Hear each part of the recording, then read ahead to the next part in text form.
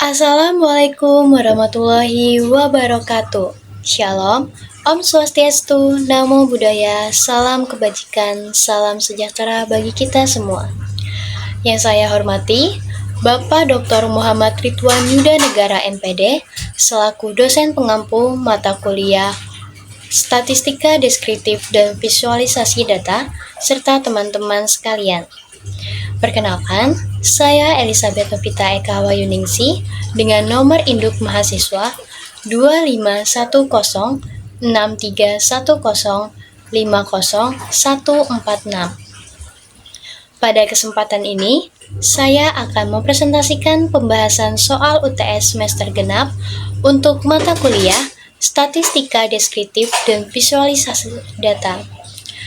Adapun soal yang akan saya bahas terdiri dari 6 soal yang mencakup materi distribusi frekuensi, ukuran pemusatan, dan penyebaran data, skala pengukuran, serta interpretasi kurva normal. Tanpa berlama-lama lagi, mari kita masuk ke pembahasan.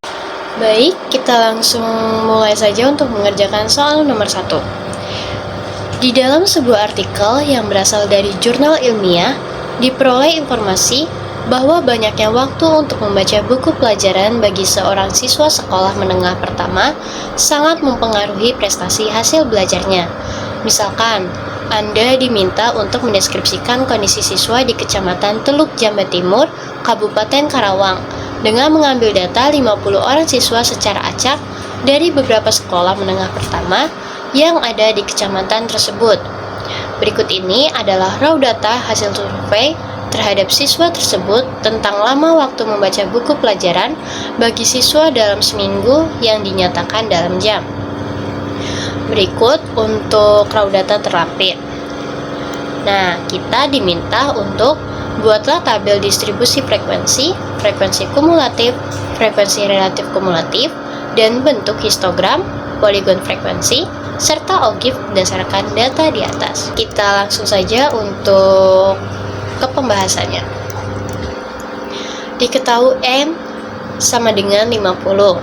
Data terkecil yaitu 18 dan data terbesar yaitu 47. Langkah pertama, menentukan banyak kelas. Kita ada rumus yaitu K sama dengan 1 ditambah 3,3 log N sama dengan 1 ditambah 3,3 log 50. Kita substitusi, N-nya itu sebesar 50. Lalu 1 ditambah 3,3 log 50 yaitu 1,699. Lalu kita kalikan 3,3 dikali 1,699, lalu kita jumlahkan dan menghasilkan 6,606. Lalu kita bulatkan menjadi 7. Jadi banyaknya kelas ada 7. Langkah kedua, menentukan rentang data. Kita memiliki rumus yaitu R sama dengan X maksimum dikurang X minimum. Dengan X maksimum yaitu 47 dan X minimumnya yaitu 18. 47 dikurang 18 yaitu 29. Nah, langkah ketiganya, menentukan panjang kelas. Kita memiliki rumus yaitu P sama dengan R dibagi K. R-nya itu 29, K-nya itu 7. 29 dibagi 7, 4,14. Kita bulatkan menjadi 5. Berikut tabel terlampir. Interval kelas kita masukkan 18 sampai 22, 23 sampai 27, 28 sampai 32, 33 sampai 37, 38 sampai 42, 43 sampai 47. Batas kelasnya itu untuk interval bawah kita kurangkan dengan 0,5, sedangkan untuk interval kelas atas kita tambah 0,5. Jadi 18 dikurang 0,5, 17,5, sedangkan 22 ditambah 0,5 yaitu 22,5. Begitu seterusnya. Nah, untuk frekuensinya tersendiri 18 sampai 22 yaitu 7, 23 sampai 27 6, 28 sampai 32 14, 33 sampai 37 19, 38 sampai 42 yaitu 3, dan 43 sampai 47 yaitu 1. Di sini ada histogram. Nah, histogram ini menunjukkan distribusi frekuensi dari data kelompok. Tinggi setiap batang menyatakan frekuensi pada masing-masing interval kelas dengan lebar kelas yang sama. Di sini ada poligon frekuensi. Poligon frekuensi adalah grafik garis yang menghubungkan titik-titik tengah kelas dengan frekuensi. Grafik ini membantu melihat pola distribusi data dengan lebih halus. Selanjutnya ada ogive. Ogive kurang dari menunjukkan frekuensi kumulatif pada setiap batas atas kelas. Grafik ini digunakan untuk menentukan median, kuartil, dan persentil. Baik, kita lanjut untuk ke pembahasan soal nomor 2. Tentukan mean, median, modus, standar deviasi, dan varians dari data berikut. Berikut data terlampir dan sudah berurutan ya. Untuk n-nya itu sama dengan 10. Min x bar sama dengan sigma x dibagi n. Lalu kita jumlahkan 19 ditambah 20 ditambah 20 ditambah 27 ditambah 28 ditambah 31 ditambah 32 ditambah 32 ditambah 32 ditambah 33 dibagi 10 sama dengan 274 dibagi 10. X bar sama dengan 27,4. Minnya sebesar 27,4. Nah, mediannya dikarenakan data yang kita punya itu datanya genap, jadi kita ambil data kelima dan data keenam, lalu kita bagi 2. Data kelima yaitu 28 ditambah data keenam 31. 26 ditambah 31 dibagi 2, dihasilkan 29,5. Lalu untuk modusnya sendiri yaitu ada 32. Penyelesaian berikutnya varians. Untuk varians ada rumus S sama dengan akar sigma dalam kurung X min X bar dikuadratkan dibagi N. Berikut tabel untuk X, terus juga ada tabel X min X bar, dan juga ada tabel X min X bar dikuadratkan. Dari X min X bar dikuadratkan didapatkan jumlah 288,4. X barnya di awal itu kan 27,4. Nah, lalu kita substitusi ke rumusnya. S kuadrat sama dengan sigma dalam kurung X min X bar dikuadratkan dibagi N. 288,4 dibagi 10, maka varians yang didapat 28,84. Nah, untuk standar deviasinya yaitu kita ada rumus S sama dengan akar S kuadrat. Lalu kita masukkan S sama dengan akar 28,84, S sama dengan 5,37. Kita lanjut untuk ke pembahasan soal ketiga. Tentukan mean, median, modus, standar deviasi, dan varians dari data berikut. Berikut tabel terlampir untuk kelas limit dan frekuensi. Kita masuk ke dalam penyelesaiannya untuk soal nomor 3. Karena yang sebelumnya sudah diketahui untuk frekuensinya, maka kita tinggal mencari tahu untuk XI-nya itu.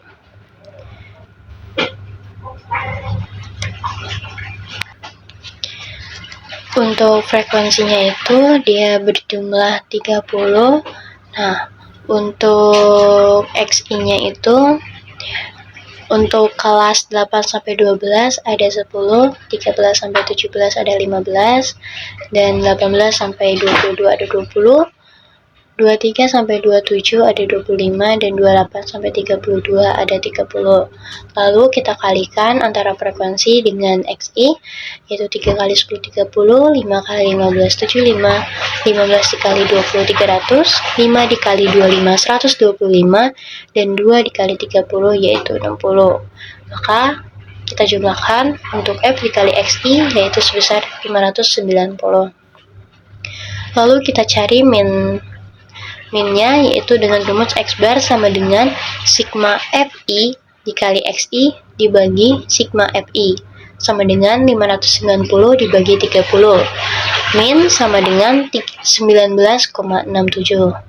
Untuk mediannya data kelompok ini ada rumus yaitu sama dengan L ditambah dalam kurung N dibagi 2 dikurang F dibagi F dikalikan C.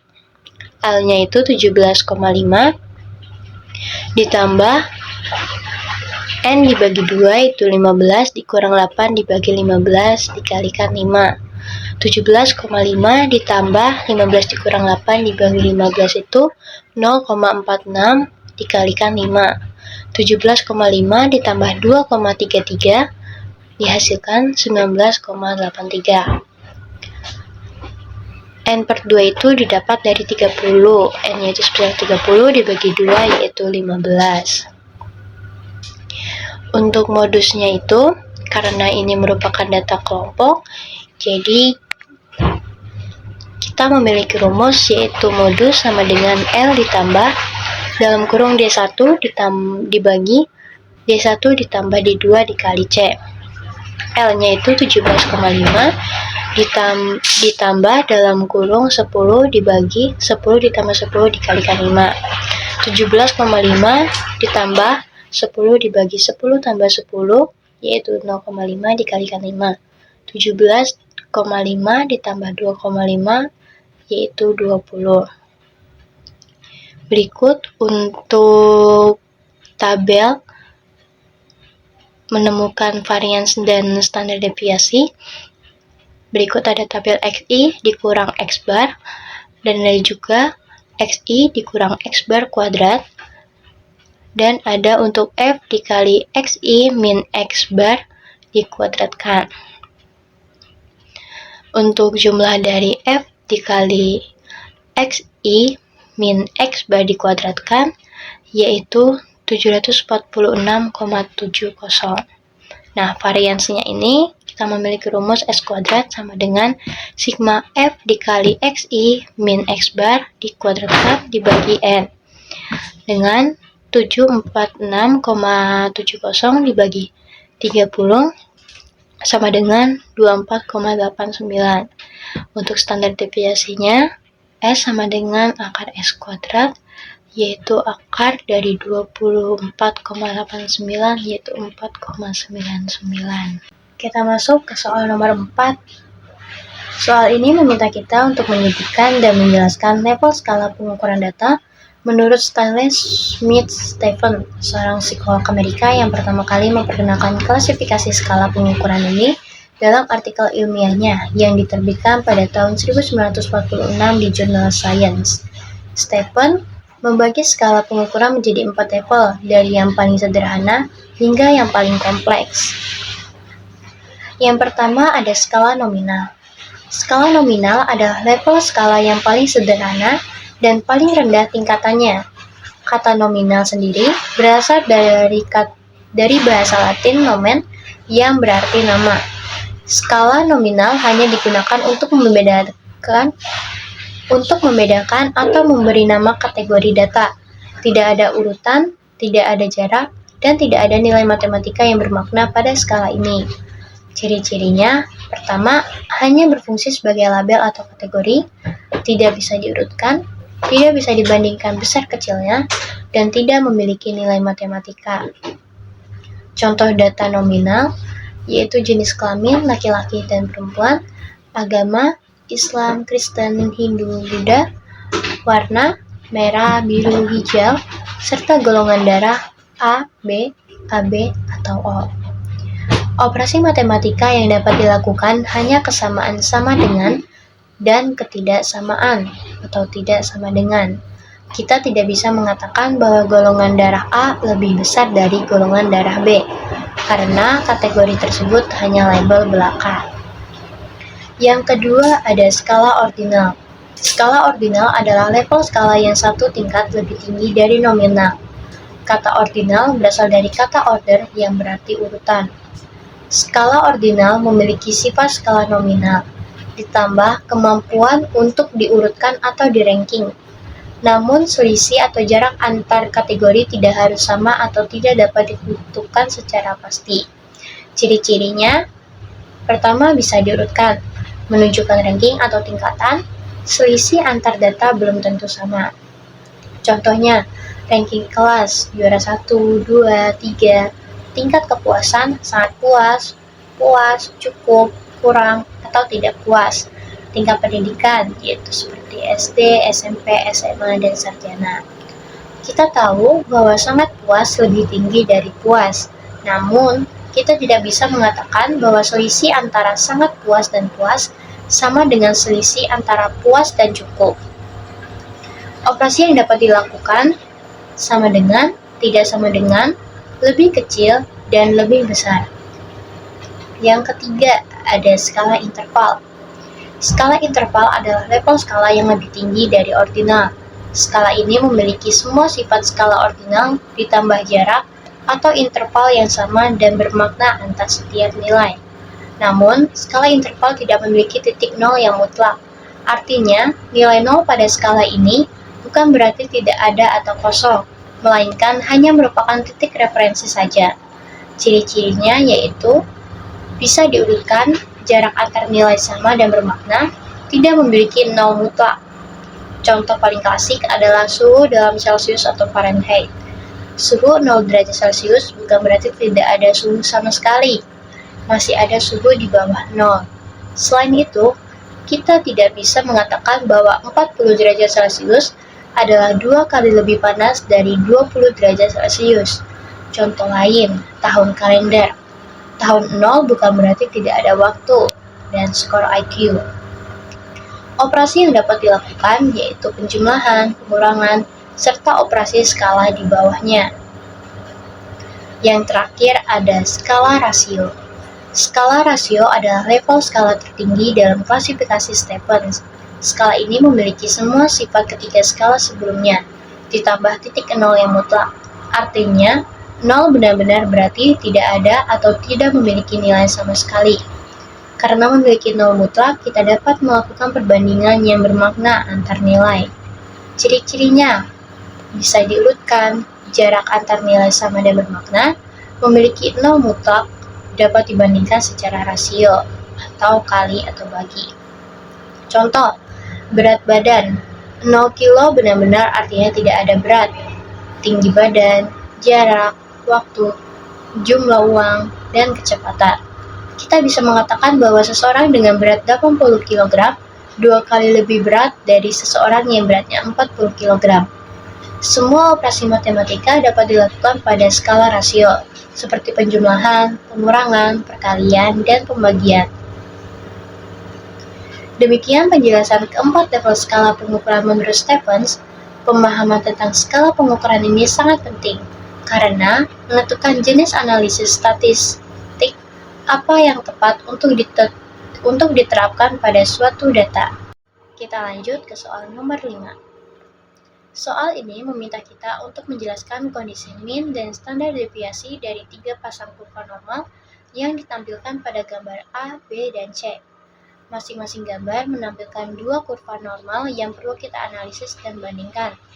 Sebelum masuk ke pembahasan gambar, saya ingin mengingatkan kembali 2 konsep penting. Mean, menentukan posisi pusat atau puncak kurva pada sumbu horizontal. 2 kurva dengan mean yang sama akan memiliki puncak di titik yang sama. Standar deviasi menentukan lebar atau bentuk kurva. Standar deviasi kecil, kurva tinggi dan sempit atau data terpusat. Standar deviasi besar, kurva rendah dan lebar atau data menyebar. Gambar A bisa dilihat. Pada gambar A kita melihat dua kurva normal. Jika kita perhatikan dengan seksama, kedua puncak kurva berada di titik yang sama pada sumbu horizontal. Artinya, kedua kurva ini memiliki min yang sama. Namun, perhatikan bentuk kedua kurva. Satu kurva terlihat jauh lebih tinggi dan lebih sempit, sedangkan kurva yang lain lebih rendah dan lebih lebar. Ini menandakan bahwa standar deviasinya berbeda. Kurva yang tinggi dan sempit, maka standar deviasi kecil, karena data lebih terkumpul di sekitar min, tidak terlalu menyebar. Untuk kurva yang rendah dan lebar, maka standar deviasi besar, karena data lebih tersebar jauh dari nilai min. Kesimpulan dari gambar A, min sama, sedangkan standar deviasi berbeda. Gambar B bisa dilihat, kita melihat lagi dua kurva normal. Kali ini perhatikan bahwa bentuk dan lebar kedua kurva hampir identik, tingginya sama, lebarnya sama. Ini berarti standar deviasinya sama. Namun, posisi puncak kedua kurva berbeda.